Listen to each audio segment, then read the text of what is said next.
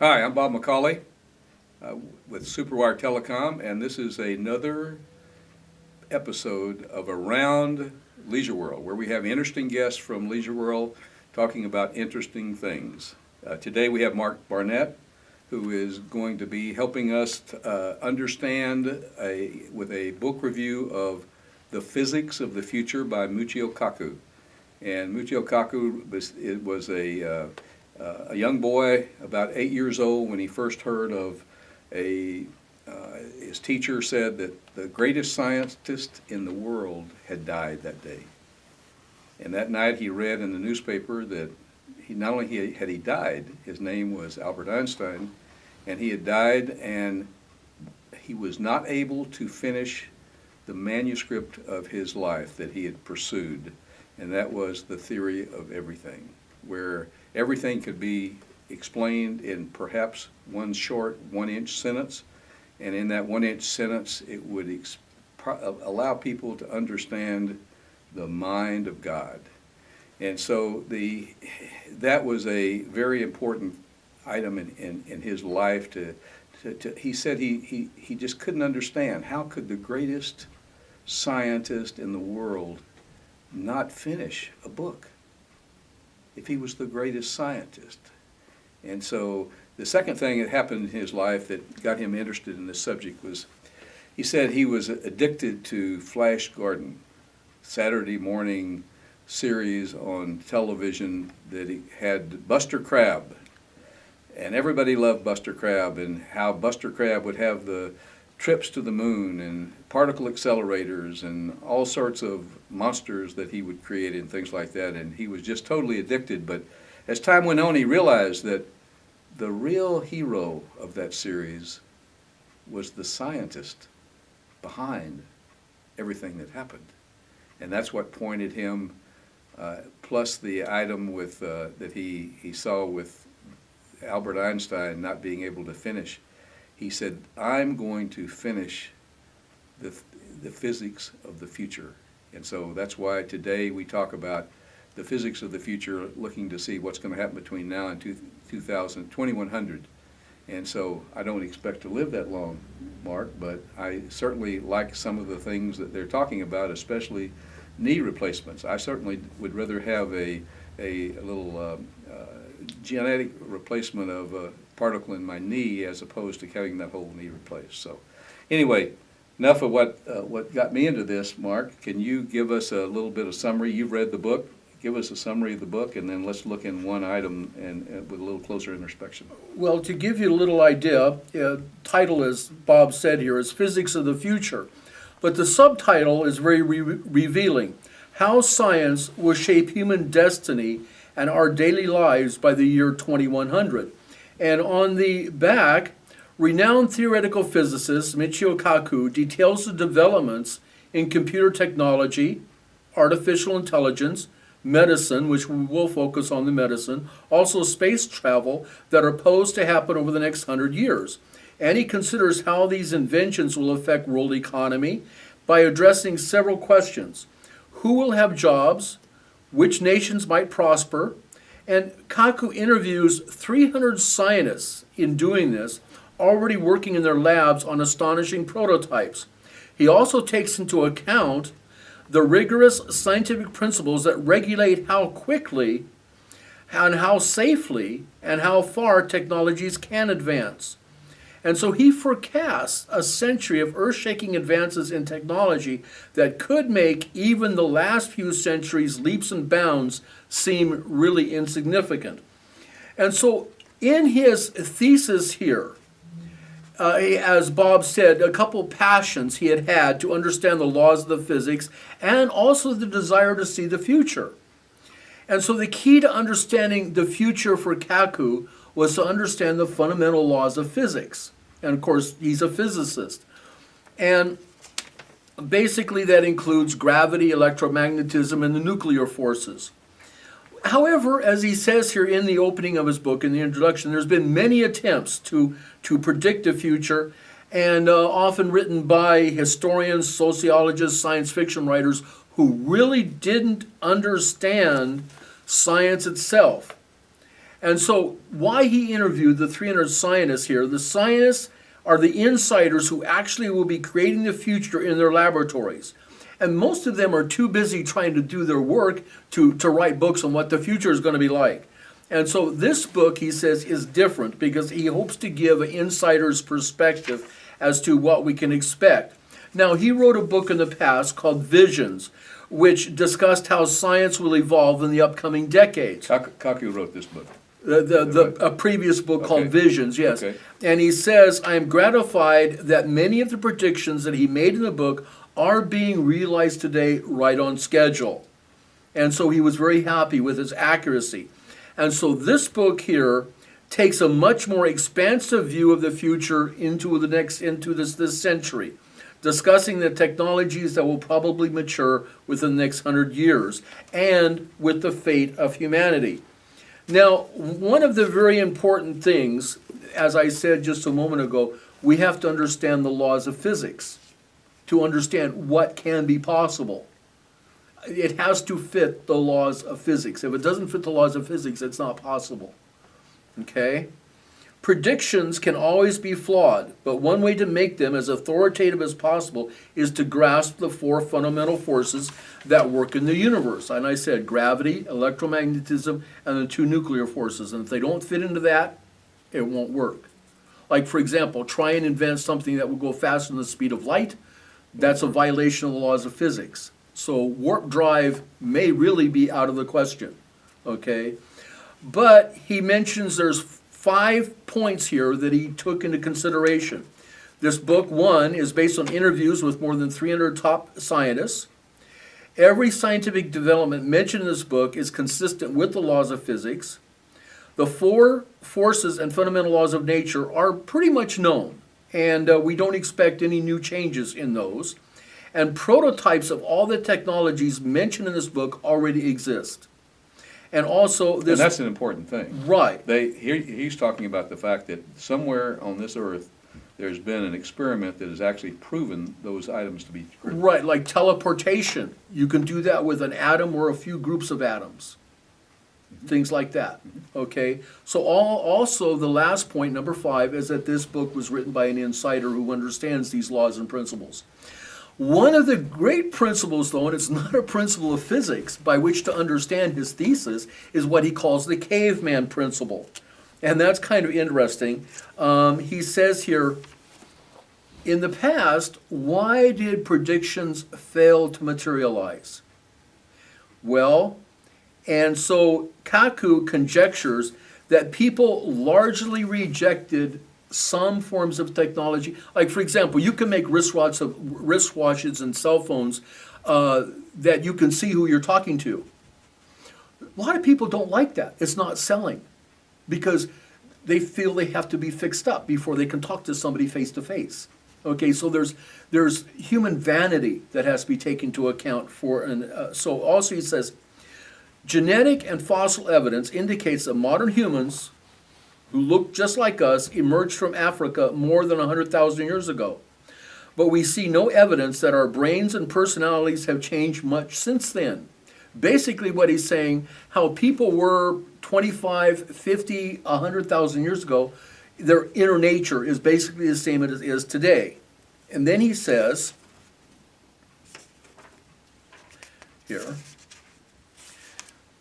the follow-up to this caveman principle that our human nature is basically the same as it was, is if you want to predict the social interactions of humans in the future, simply imagine the social interactions that were human interactions 10,000 years ago, 100,000 years ago, and multiply it by 1 billion. That means there will be a premium placed on gossip, social networking, and entertainment. And then he says here, especially regarding entertainment, it will grow explosively. We sometimes don't like to admit it, but a dominant part of our culture is based on entertainment. After we progressed from hunting, our ancestors relaxed and entertained themselves. It was important not only for bonding, but also for establishing one's position within their tribe. It is no accident that dancing and singing, which are essential parts of entertainment, are also vital in the animal kingdom to demonstrate fitness to the opposite sex. Also, the creation of art was That's not why the birds dance around. Right. With funny colors. right. And not only that, so art also was not only for entertainment, but played an important role in the development of our mental capabilities. So unless we genetically change our basic personality somehow, we can expect that the power of entertainment, tabloid gossip, and social networking will increase, not decrease, in the future. Which are the caveman principles then, and you're talking about those things must be taken into account if we want to predict the future. Correct. Because we're going to see what's going to be accepted and what's not going to be accepted. Right. It gives us kind of a rule of thumb to judge, okay, we invent something, will it fly? I mean, the invention may work, but will it fly in marketing it? And that's one of the reasons why you might see something like the $100 million fiasco that Xerox did on the first presentation or first prototype of the Skype. It didn't go. It was Okay. $100,000. They sold 10 customers. What is Skype? And it's For- video to video, so we could Oh. see, and so that failed tremendously because the people really wanted to have hands-on, rather see people face to face, see their motions, see their the body language and things like that. And so that may change soon, but that's going to affect the direction of the future. So basically, Kaku outlines in his chapters, and he has actually 9 chapters, his introduction, and then the future of the computer is his first chapter. And there we become the time that there be chips in everything. It'd be cheaper to put a chip on a package wrapper than the barcode. And we'll have chips in our reading glasses, our contact lenses, so we can see screens right there. Okay? There will be driverless cars. So you're saying that actually the glasses that you would have on would be able to give you certain Like a perspectives of like computer screen. libraries of videos and things like that. Right, it would just be right in and you could access that. Okay? Also, driverless cars, and also flexible electronic paper instead of laptops. And that's happening right now. Yeah, you where- could just roll it up and put it in your pocket. and right now they actually have prototypes of screens, video screens, which can roll up. Right, that's what he was saying. Also, virtual reality for entertainment and education both. Like, for example, holographic virtual realities for training pilots or doing video games that people do. You could actually almost participate inside of it like some sort of avatar thing. So basically, you're talking about somebody in a made-up cockpit that looks like a cockpit, where you could turn your head either way and you would get a 360-degree view of whatever your surroundings are. You'd be able to see the planes in front of you, whatever. You'll see them coming at you, whatever they shoot, you duck, those things. But you're not really getting hit. Yeah, and all 4 walls in your living room may be screens, for example, so you could be sitting in the middle of a 3-dimensional movie. Almost in a cave of the world, Yeah. where you could look around. Yeah. I can remember seeing a demonstration of Archie Bonaparte as a holographic character, and he was programmed so that you could ask him questions, and you would say, what was happening while you were alive? Tell us a little bit. And he'd say, well, the history is this happened, this happened, this happened, and things like that. And it was really a holographic device there that was projecting that image of Archie Bonaparte, what they thought he'd look like, and the answers to the question that they would predict that he would say would be naturally coming out of his display. So the development in computers and also the development in artificial intelligence, the programming of computers that can duplicate or mimic thinking as much as possible. And there's controversy on that. How much can a computer think? But one thing will be more practical robots, and also the very possibility of programming our neurons in our brain. That's one of the possibilities, but kind of that touches on the medical stuff, the physiological stuff. Also, chapter 4 then deals with nanotechnology. I skipped chapter 3, but anyway, nanotechnology, to be able to make these little tiny microscopic machines made out of almost individual atoms, And computers and machines that are that small, the size of dust or the size of bacteria. And also, by the way, to those that have watched the Star Trek series, you have replicators. Things that can, like, okay, just push a button and there you've got a dinner. So this kind of technology is possible, and they're working on that. Also, fifth chapter deals with energy needs.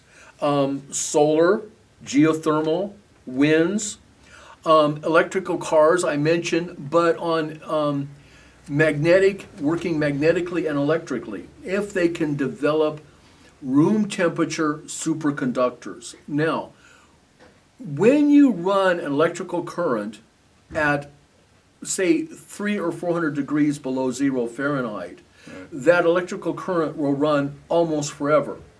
Problem is to at room temperature, no, you can't, but they're inventing materials that are getting warmer and warmer that can superconduct. So another thing, issues in fission, which is separating atoms, Right. getting the energy, and fusion, bringing the hydrogen atoms together like a thermonuclear bomb. Also issues of how to handle global warming, which of course is a very big political issue. And also then space travel.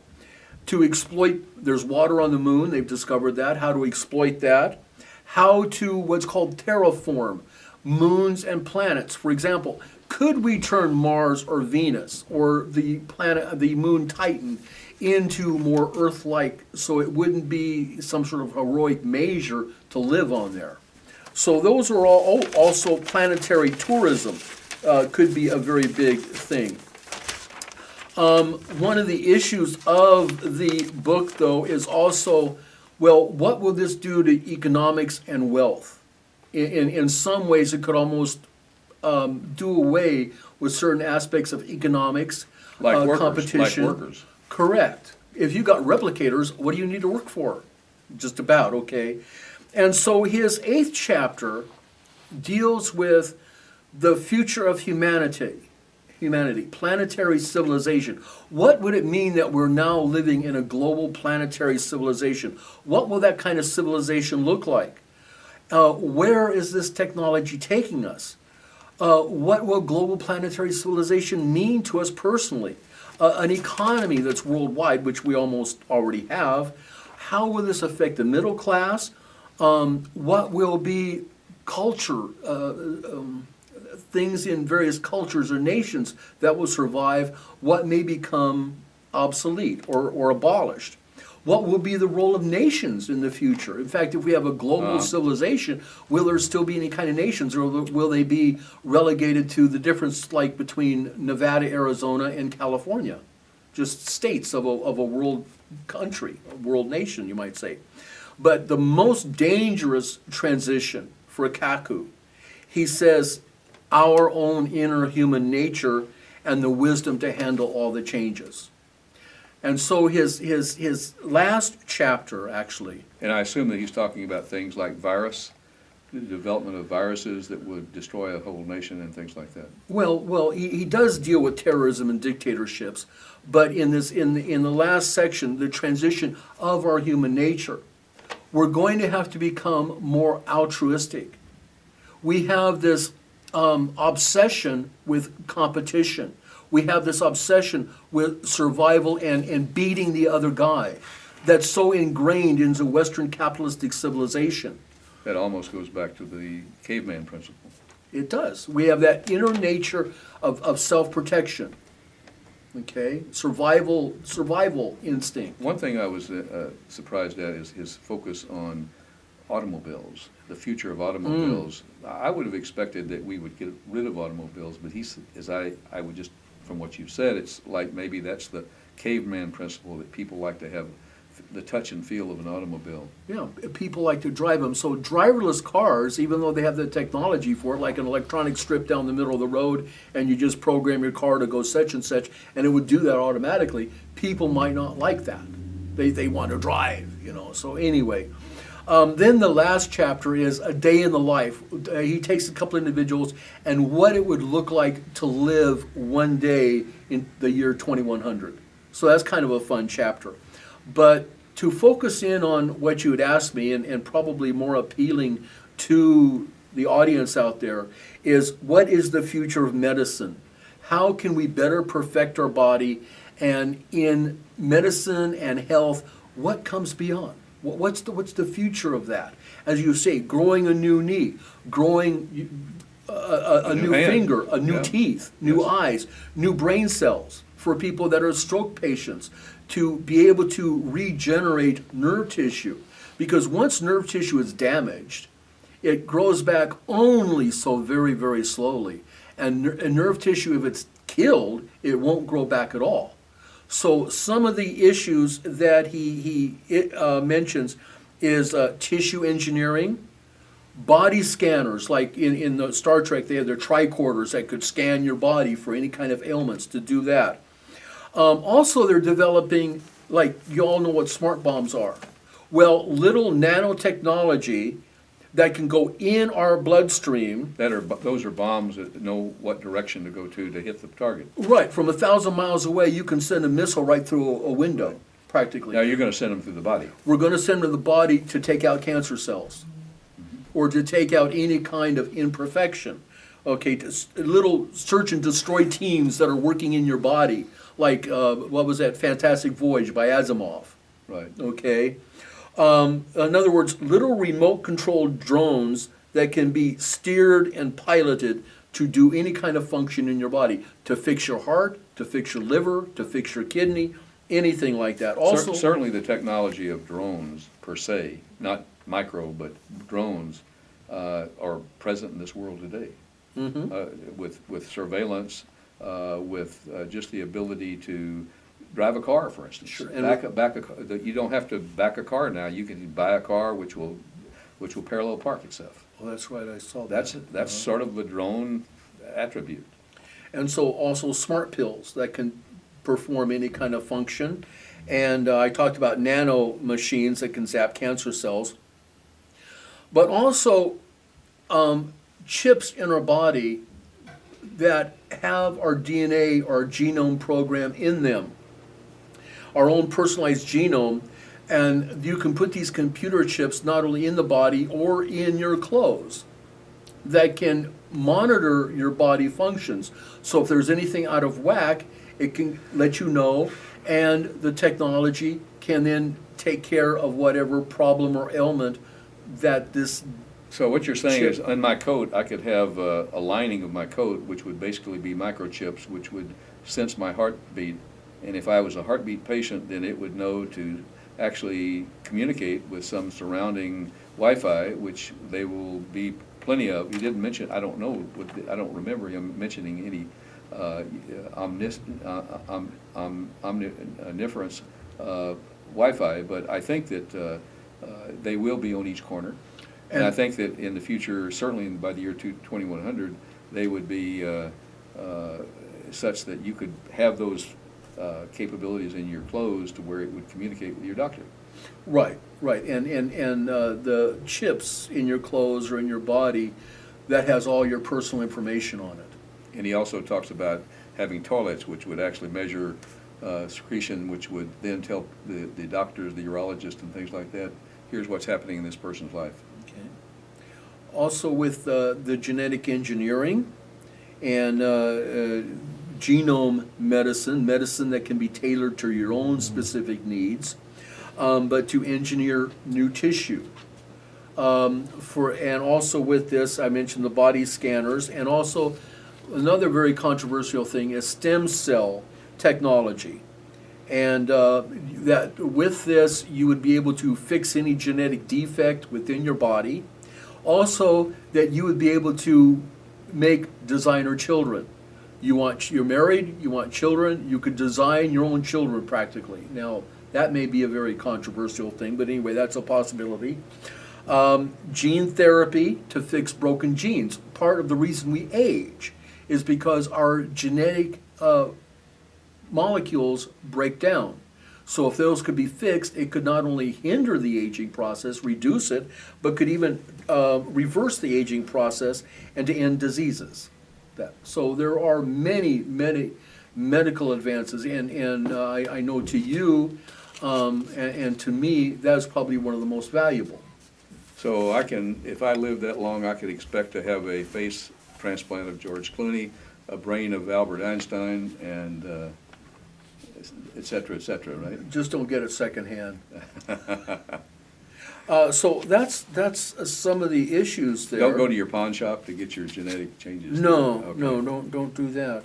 So that's a little bit about his book, and I want to save a quote that he quotes Mahatma Gandhi, and it's a very wonderful quote. But before I do that, I want to ask you if there's anything else that we want to cover. What do you see of the future of nanomachines and things like that being available to the people in the next 5 years? Oh, nanomachines within the next 5 years? Or not just nanomachine, tissue engineering or Probably not within the next 5, but say 20 to 30 for certain. certainly the body. I've been working with somebody at NASA who is working on a body scanner, which is leaps and bounds ahead of anything else that's being done right now, without the deleterious effects of the current radiation that's there. And I think that more and more people are getting the ability to sense what's going on in the human body. One of the things that I neglected to mention, each chapter is divided into 3 sections. He has the things that are almost imminent, say by the year 2020, 2030, immediately future, and then also those things that are mid-century, say from 2030 to 2070, and then those things that are in toward the turn of the century, say from 2080 to 2100. So each chapter is broken up into those 3 divisions. Okay. Okay, so let's just talk a bit about what happened a few weeks ago. We had an interview with you, and you had something similar to this, which was titled Integral Theory of Everything. So we have the integral theory of everything, and now we're talking about the theory of everything. And I think maybe what we'd like to do in the future is to have you back and talk a little bit about the difference between that. Not so much the factual difference, but rather the idea of the pursuit of the two things. Why one might work, why one might not work. What are going to be the things which would prohibit Kaku's his theories of what's going to happen, not happen. Well, everything, in my opinion, everything that he outlines in the book is very possible, very potential, and he takes in accord human nature, and it's just some of the things might be marketable, and some of the things might not be. But most everything that's mentioned here seems to be that it would probably be marketable. The issue and how this physics of the future would relate to what I was sharing with the people of what's being developed, this integral theory of everything, which basically, to give it in a nutshell, is how matter and energy can be ultimately reduced to consciousness, that this whole universe is a universe of consciousness. Well, the implication of that is a more spiritual reality. And in his last point, in the future of humanity, planetary civilization, what I've mentioned, the most dangerous transition, our nature and the wisdom to handle the changes. The wisdom to handle the changes will come of a greater altruism, a greater cooperation among humanity, not competition between nations, but cooperation between peoples, and a general more spiritual outlook. And to me, a more integral theory of everything would help to give good evidence that there is a spiritual reality that people do need to take into account, instead of just a secular material society that we live in today. And so that's a big issue. And I think that, just to follow up on that, the real opponent of his theory is the impact of the presence of evil on the earth. And that Yeah. No matter, we see Iran, we see South Korea, anything that's going to be improvised for the good of man can be used for the bad of man. And we're talking about possibility of the destruction of whole countries. Right, it's a two-edged sword. And so Gandhi wrote this in Kaku, very last page before his index, the roots of violence, wealth without work, pleasure without conscience, knowledge without character, commerce without morality, science without humanity, worship without sacrifice, politics without principles. Those are all some of the roots of violence. Okay. Mark, thank you very much for coming, and we do look forward to our next session, which would be talking about looking at the integral theory of everything and the theory of the future. And we're Okay. talking about, I think it's going to be a pretty interesting event. Okay, thank you. Thanks.